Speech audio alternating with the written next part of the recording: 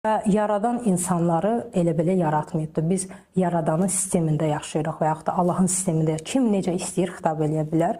Bu kainatın, kosmosun bir sistemin içərisində yaşayırıq və yaradanın sisteminin öz qanunları var.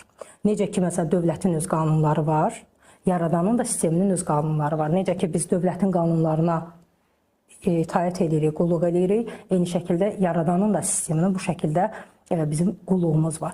Bu şərt deyil ki, nəsə bir qeyri-adi bir işlər, peşələr olsun. Adi bir bərbərlikdən tut, süpürgəçiliyə qədər, adi bir montajördən tut, dərziliyə qədər hər biri yaradanın sisteminə biz qulluq edən varlıqlarıq. Yəni təsəvvür elə ki, mən sən bir söz deyim. Pandemiya dövrü yadıma gəlirdim, bərbərə falan gedə bilmirdik, parixmaxıra nə gündə idi yalnız.